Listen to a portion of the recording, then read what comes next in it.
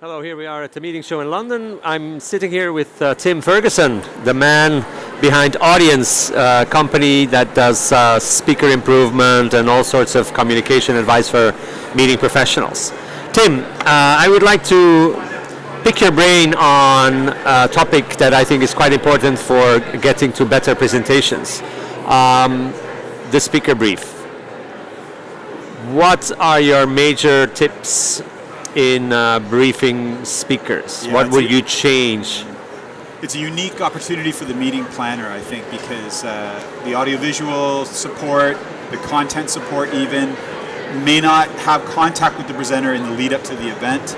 The meeting planners are the ones that have that initial discussion to brief the presenter, and this is an opportunity to provide what I call a thought-provoking brief, thinking of them not as a VIP, but as a speaker.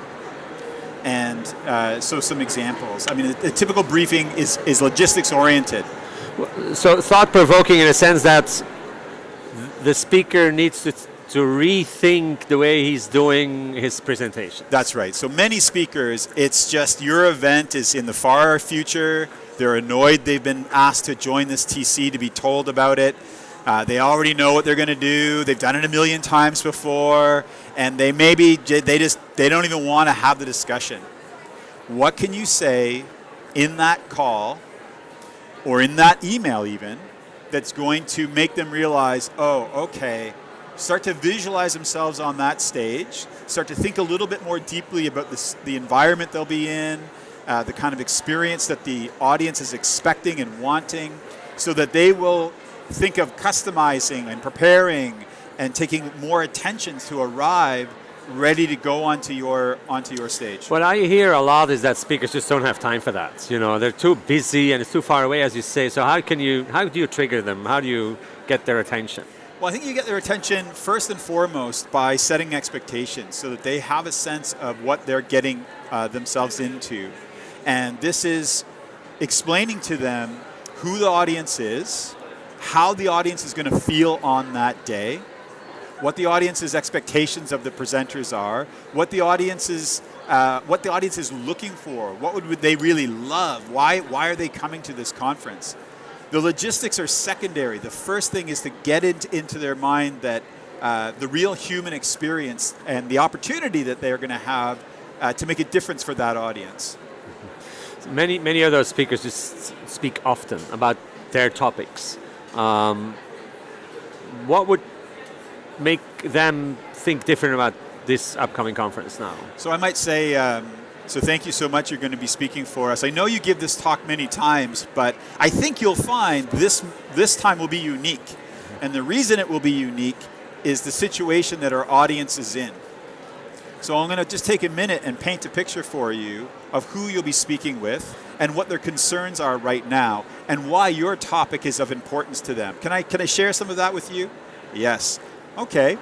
And so now I'm painting a picture. So I work a lot in healthcare. So let's say I'm a physician who's given the same talk many, many times. If I say, well, you're going to be speaking to nurses they've actually just been through a lot of change in their environment right now, and they're unsettled by all the changes in therapy that they are faced with. And they're coming to this conference looking for concrete solutions that can help them on a daily basis. That's what they want. Practical tips. The physician may be coming prepared to give a very research-oriented presentation that they've given 1,000 times.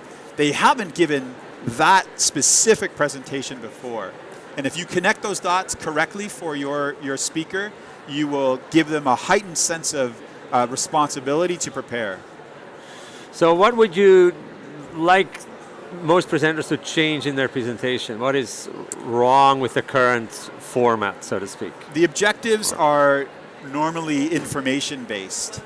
So my objective is to explain to you X, Y, and Z. I'm an expert on X, Y, and Z, and my objective is to explain it to you. Versus my objective is to provide you, the audience, with specific value related to your world. And so what I need to do to prepare is not, I know X, Y, and Z about my own, I know my content. What I don't know is about my audience.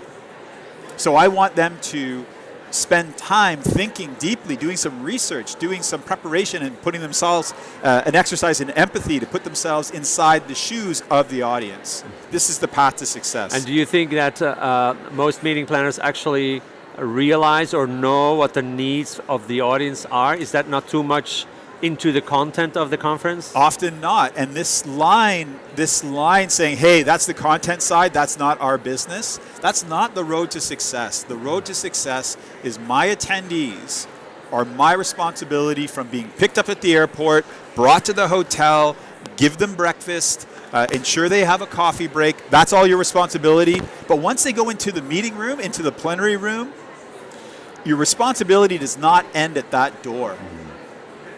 If they have a wonderful experience up until the moment that the first speaker goes onto the stage, how are they going to rate when they do the survey and rate your meeting? How are the attendees going to rate the overall experience if the presentations weren't good, if the workshops weren't good? So I think meeting planners need to arm themselves with more insight to their attendees. They have a unique opportunity to do this. There's two things. One is there's the typical registration data. And that registration data, with a little additional research, provides you all the insight that you need. You've got names, titles, countries of origin, you know their food preferences, you know all sorts of things about them from the existing data. Amalgamate that data. Explain to the speaker. You're going to be talking to a multicultural audience. We have attendees from 105 countries. 30% are from Europe, 70% are from, you paint the picture for them. Yeah. Okay, thank you. I think that's it's a good summary of things participants or meeting planners can do to create a different type of briefing that helps them to improve their speakers. Thank you, Tim. Thank you, Good to have Maarten. you here. Thank you.